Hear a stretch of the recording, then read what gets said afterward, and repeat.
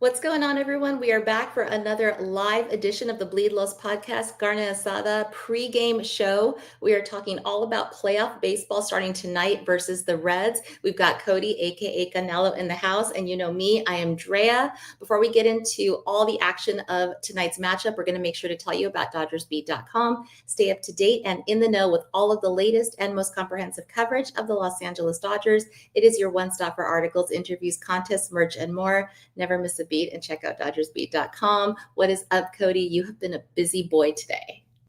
Yeah, I mean the Dodgers kept us busy. The postseason action kept us busy. I'm over here at my day job. I got one monitor with the wild card games on. I got the other one with my Twitter feed and pretty much everything that I'm getting from the Dodger updates.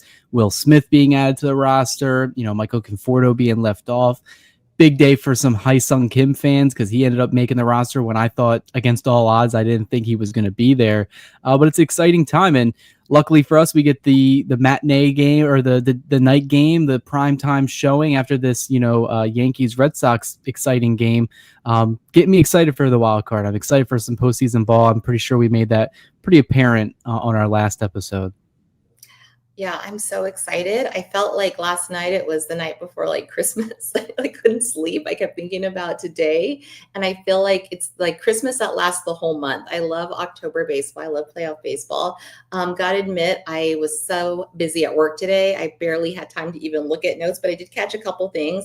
I did see the roster get put out. So I definitely want to talk about all of that. And I did see that the Padres lost today. So that is what I know, and I am not mad at that. So, we got to get into it because there was some kind of surprise moves I did not expect. I guess they pulled the trigger on Conforto. Let's just start there. So, yeah. I was surprised Conforto was left off, probably as much as anybody else. Even the people that cover the team pretty regularly. I was listening into some other streams on Dodger Blue.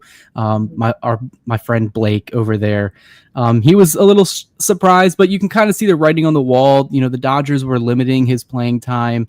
They signed him to be a platoon outfielder to face right-handed pitching, and he was a below-average hitter against those righties. He ended up having reverse splits in back-to-back years. He hit lefties better this year, and he also hit lefties better last year with San Francisco. And there was times where he did have spurts of 3-week success, like in July, and then I believe at the beginning of this month or at the tail end of August, that gave you glimmers of hope, and maybe he was putting it together.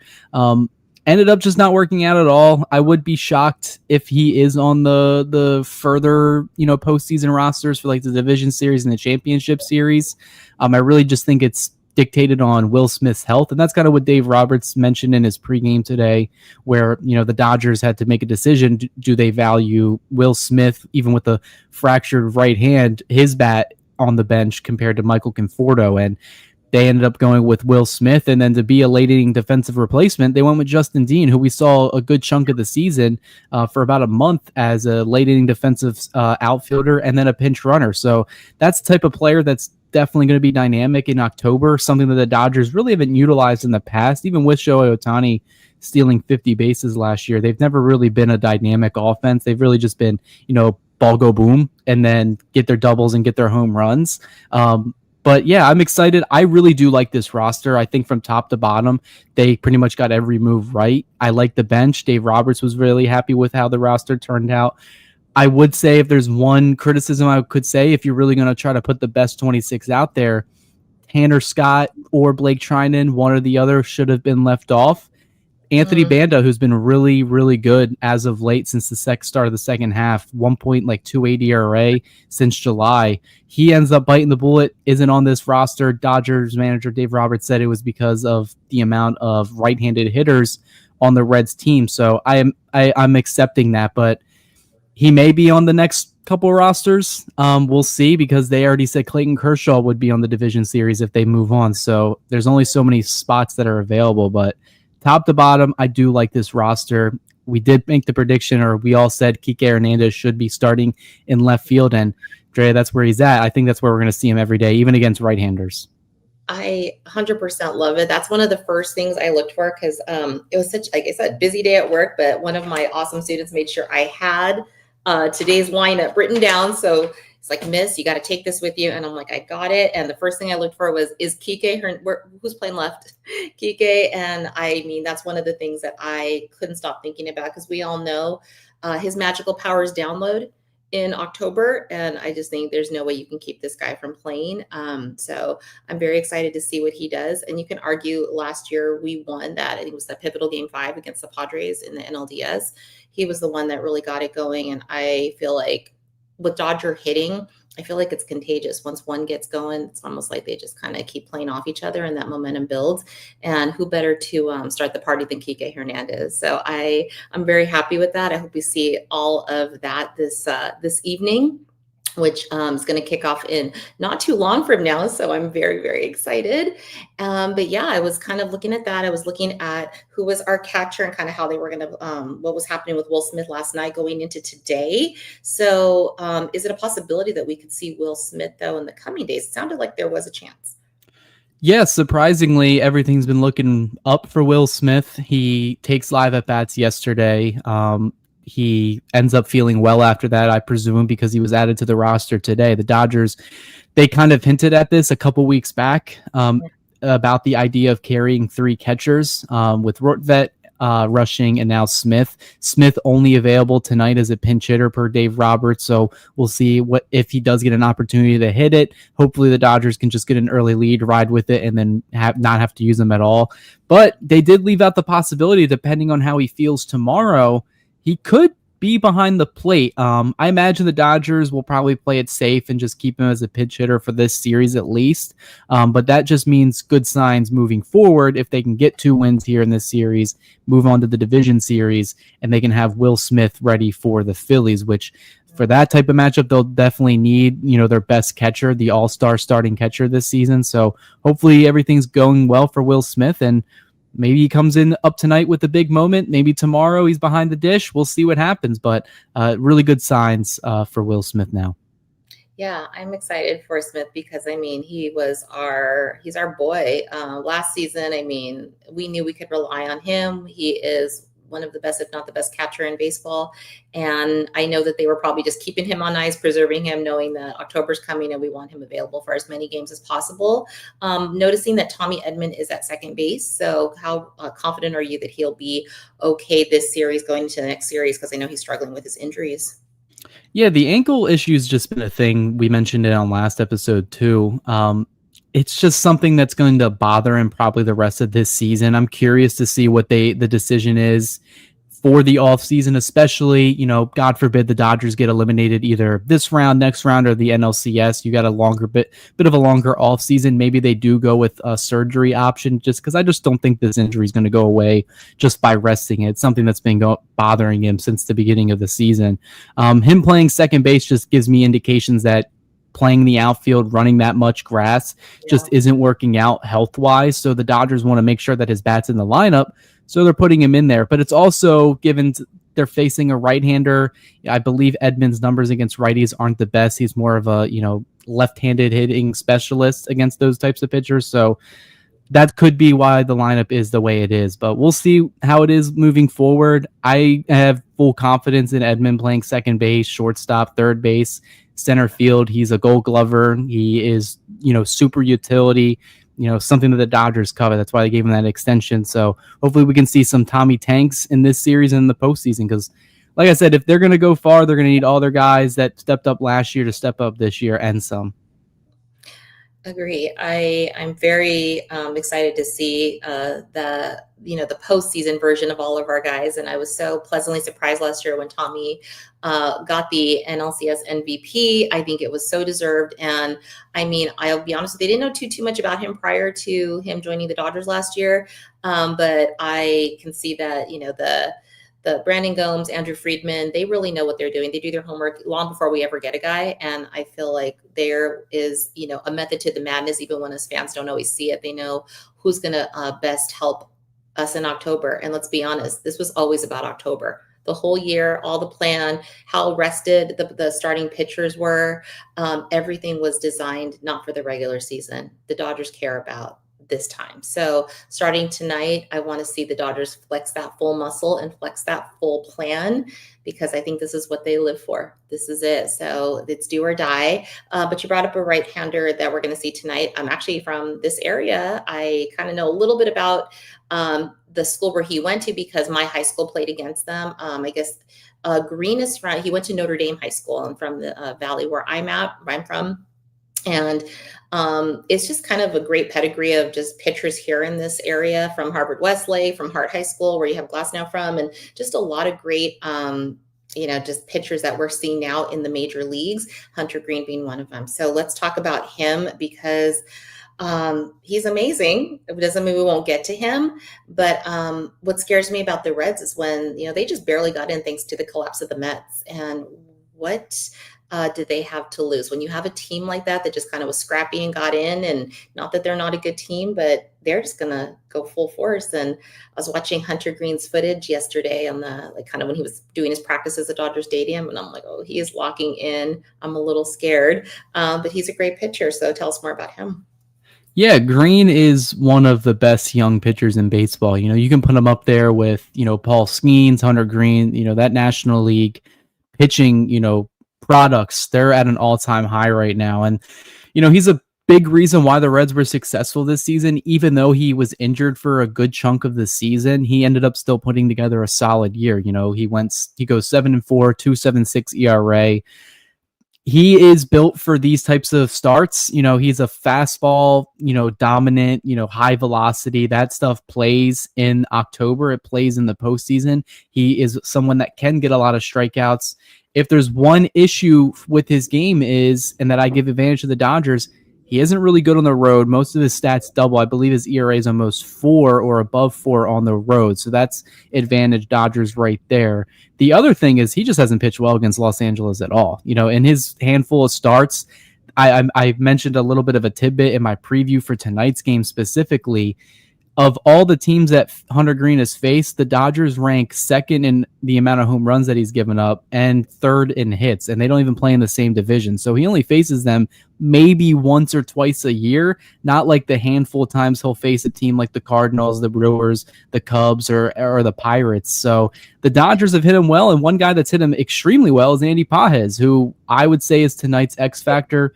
3 for 5 in his career, 3 home runs. Pages has seen him well. Pages has kind of been on a heater besides that series in Seattle. So I'm excited to see what he does. But Hunter Green, besides what he's done, in the regular season in his career against the Dodgers, the benefit of that is now we're in October. All those stats go out the window. They're going to pitch differently than what you've seen before. So it's going to be up to the Dodgers bats to adjust. I do have confidence, especially the way they've been swinging the bat as of late. Dave Roberts even mentioned that as well. The hitting group is very confident, and them only having that one day off compared to having almost a week off like they would have had last year and the year before in this new format, I think will secretly benefit this team. I know it's not the route that everybody wanted to go, but the one little part of me that was really excited about, going through the wild card route was, yes, the 3-game series is scary, but there's less time off and there's more time to just continue all the good baseball that they've been playing. So hopefully they take everything they did in Arizona, Seattle, and pretty much the month of September offensively, starting pitching, and then the bullpen, what we saw as of late. I really like him for this series. I really like him tonight, but I think the biggest key off of Hunter Green is just score early and score often. Give Blake Snell a lead to work with. Yeah, Snell, I do have faith in. I'm very excited because I feel like he has been waiting for this moment. I mean, he's been, on good teams. It's not like he has been too shabby in his career with who he's gotten to play for. But I think that this was the ultimate pinnacle of getting to join the Los Angeles Dodgers and actually get to really have a really legit shot at a title. And we all know that Snell wants that. In the postseason, Snell has postseason career, he has a 3.33 ERA. And he's only given up 6 runs in his last 24 innings. And I didn't realize this until this morning. He has had, I guess, he had a no-hitter against the Reds in the past, right? So yeah, he no-hit the Reds. Snell has one complete game in his career. It was that no-hitter last year. Dominant, I believe, 13 or 11 strikeouts, full 9 innings, no-hit this Reds lineup, which is very much similar to what they're working with today. So Snell probably is going to see that red Reds jersey and feel a little confidence tonight, I would say. I'm very excited because we have got to see some really great Snell pitching in the last month, and I think that he has been just kind of gearing his mind ready for tonight. And I couldn't be happier that they chose him to be the starting pitcher on our first night of playoffs. Who do you think that? Because given that he might do what 5-6 innings, hopefully he gets maybe even 7, but we'll kind of be realistic. Let's say he does 6. What do you think would likely be the follow up to Snell in relief? I think it's really just dependent on how Snell's command, because even though his slash line could look good, like limited hits, limited, runs, but a lot of strikeouts, he does like to dance around the zone. Mm-hmm. So if he's getting up there and walks and dancing around trouble, it could be like a 5-inning outing for Snell. We've seen that in the past, but we've also seen Dave Roberts give him a longer leash, get over the 100 pitch mark. So I think with the postseason being right now and the way the Dodgers bullpen's played all season, I think Roberts is going to give his starting pitchers a little bit more leash, especially if the offense, gives that leash, a reason to be there in the first place. Give them like 3 or 4 runs to work with, and then you can kind of let Snell go deeper into the game. If not, and say it's a little tighter, I do think this could be the game that Emmett Sheehan just goes in through right off the bat. I know the Dodgers said that they were probably looking to make Sheehan just maybe like a 1 or 2 inning type guy, but if you have the leeway, you can have Sheehan get 2 or 3 innings. The other caveat is you go from lefty Snell to lefty Justin Robleski. The Reds just aren't good at hitting left-handed pitchers at all. They rank 26 in baseball in terms of WRC plus. So maybe the Dodgers, they stacked all these left-handed pitchers on the roster for a reason. Maybe they just go lefty heavy today after Yamamoto go lefty heavy in the bullpen. So yeah, I mean, I think that's the game plan. If not, does Tyler Glasnow want a little bullpen day? Like, does he want to throw like an inning or 2 like Kershaw did in Arizona last week? I could see that being a possibility as well, because I don't think you want to delay the time in between Glasnow start, Ohtani start. You may see an opportunity where Dave Roberts says, hey, I feel comfortable here. Let's have Glasnow get an inning. Let's have maybe Ohtani get an inning, even though he downplayed that today during his pregame that we have on the channel. But I feel like the Dodgers are going to go to the comfortable arms in the bullpen today. Everybody should be rested.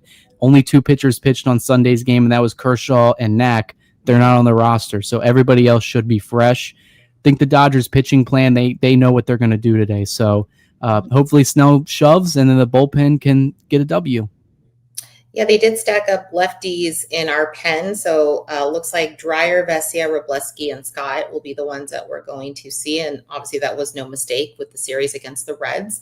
But, even though we know we saw some decent stuff from Scott this past week, how many runs do we have to be up for you to have a high enough confidence meter that Scott won't give the game? I mean, I would hopefully it's at least 4 runs. Correct. I would say they were up a little bit over what a classified in the rule book save would be. I would like to say that Dave Roberts won't use him in high leverage or a save situation, but Dave Roberts has had a tendency to kind of go with the stats on the back of the baseball sheet and kind of go with his gut reaction and things. And sometimes as a manager like last season, it can work out. You go with your gut. That's what you get paid. The $8 million he's going to start getting paid next year is you start thinking that way. But I think the Dodgers have a lot of other guys that they can go to. I would say just try to stay away from Scott altogether. I mean, that's just me personally. I know he's had a couple good outings here and there, especially at the last 2 weeks of the season, but I would much rather see Emmett Sheehan get some leeway. Justin Robleski looked really good from the left side. Roki Sasaki looked fantastic.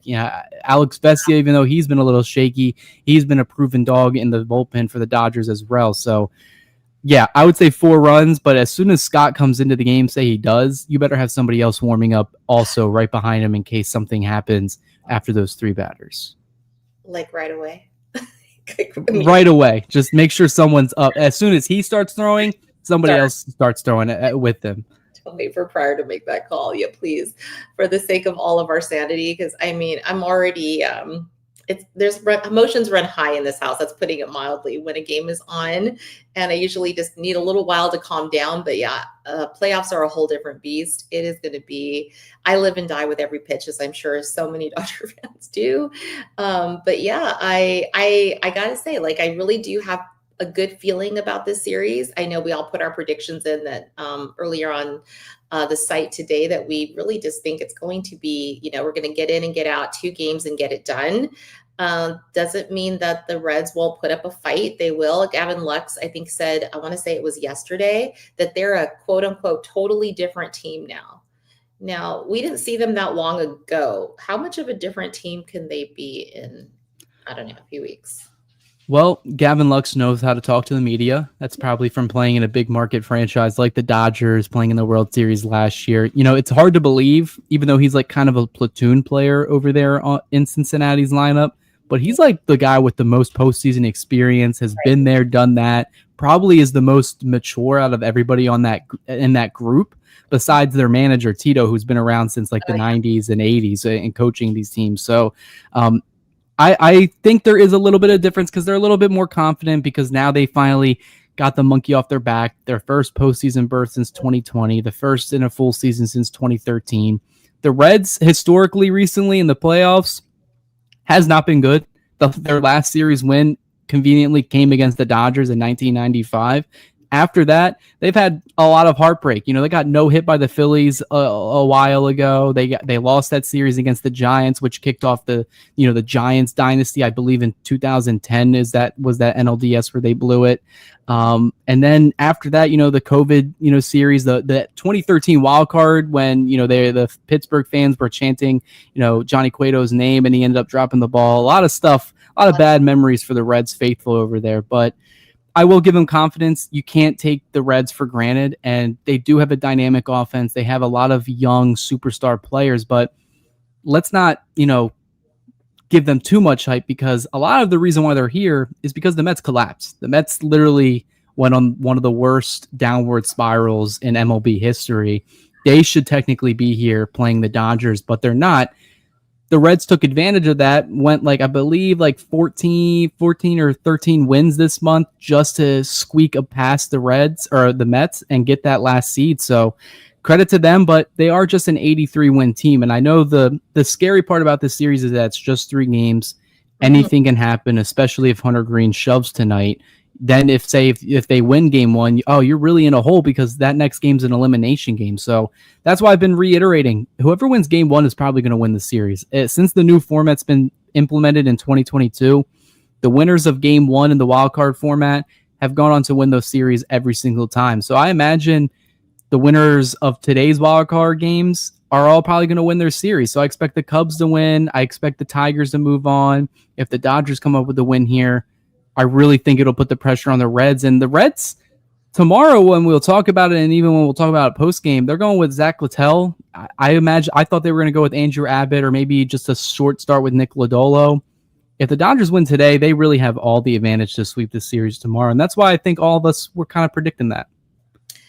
Yeah, I'm very nervous about game 1 in the sense that just the history alone just tells you that game 1 is probably a must-win game. And when I was looking at some of the stats in the last few days, the visiting team in a wildcard series, the visiting team has won 8 of the 12 wildcard series contests since 2022. So that's a little scary because we are not the visiting team tonight. We are the home team, and you think that would give us an advantage. But I just have a healthy respect for all teams ever since we got swept by Arizona in the DS a couple of years back. And I just don't assume anything anymore. You just don't know.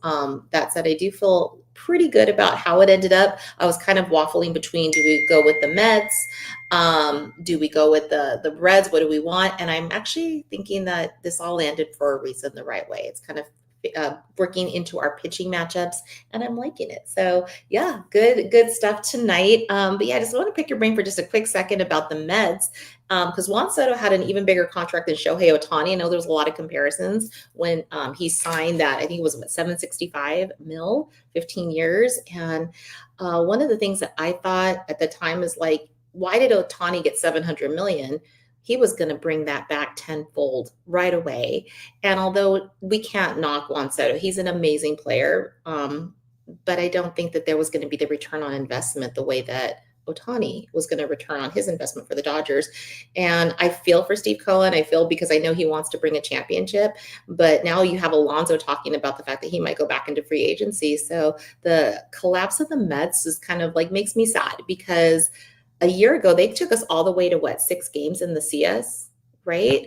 Yep. And so, I mean, how surprised are you that they just were not going to be a team that we were going to see this year?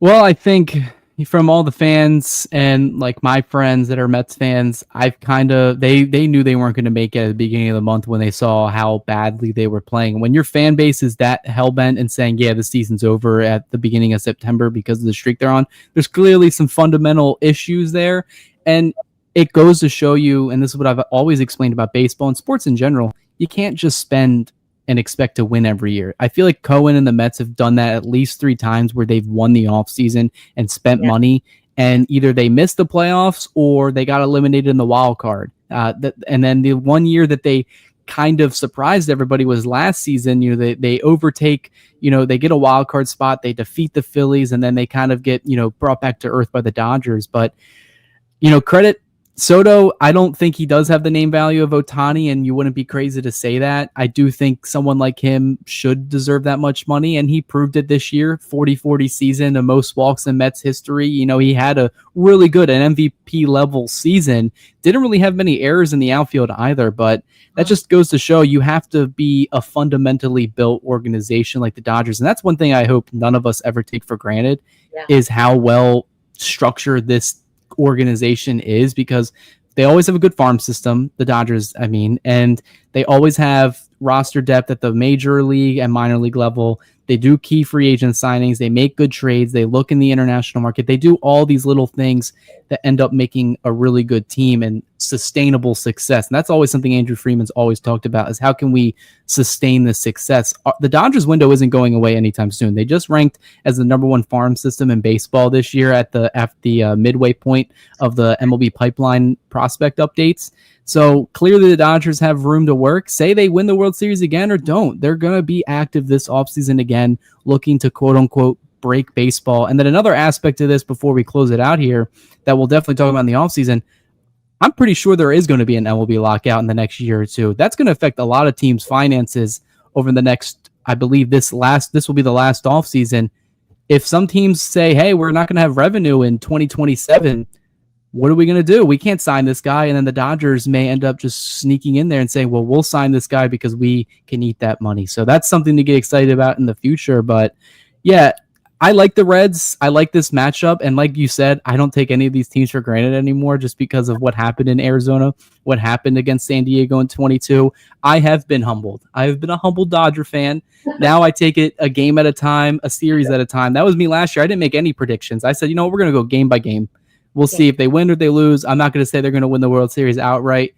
Clearly, that's what we want. But, yeah, you got to take it game by game. Oh, yeah. We weren't doing the show together like this a year ago. But, yeah, it was nerve-wracking. But I can imagine how you felt. It was just like the release. Because you just really, you go game by game. You don't want to jinx anything. But, yeah, it was an amazing end to that run. And I just hope we get to feel that again. Looks like we have a super chat. And we have some people we definitely want to acknowledge in the comments. Kiki, I want to say it right, Miyazaki, thank you for the super chat, and thank you for all the comments and all the wonderful things you always post on our site. So thanks for the pregame show to calm my nerves. Nerves are there. Cody, we're keeping them in check, right? Yeah, we're keeping them in check, and I'm getting ready for game time. I think we got like 8 minutes until then. I think you want to make predictions for tonight. What do you got happening? Okay, so let's see. I think we're coming out strong. So I'm going to go with, we're going to win by 2 runs. Let's go with 5-3 Dodgers, and we're coming out early. We're coming out strong. What do you think? I am hoping everything I discussed earlier, strong pitching, strong offense. I think if they can score early, especially in the first 2 innings, I think they'll run away with it. I'll go 6-1 Dodgers. Hopefully they change some things up because all the games today have been extremely close. That's what I was noticing. I did take a look at that. So yeah, it's I'm not sure where the game landed with the Yankees Red Sox. I haven't looked at that one, but yeah, I know Detroit and the Cubs took it today. Definitely want to acknowledge we have Anthony in the chat as well. He's going to be joining us for post game later on. So definitely come back and chat with us. We'll be more than happy to interact with you. See Doom Cell and all of our usuals. Thank you so much for joining us on this pregame show. But yeah, we're definitely going to be doing our best to do pregame, postgame, and make sure that we keep you all up to date and keep our nerves in check, as they say, throughout the postseason. Cody, any final words? No, just hopefully we're discussing a win after the game. If not, it's not going to be fun. Oh gosh. Okay, we're gonna have fun. We're gonna have fun. It's gonna be a celebration. Yeah, so definitely enjoy the game. Don't forget to check out all of the stuff. We're gonna make sure we say this later, but check out DodgersBeat.com. Check out our YouTube channel. Check out our handles. You can find me Instagram Ravine Queen 1958. You can find Cody on X at Snavely Cody 6. We'll be definitely repeating that later. As soon as the game is over, come back here, check us out. We'll be having a great conversation. So until then, go Dodgers tonight. Yeah, we'll see you at the end of the game. Bye guys.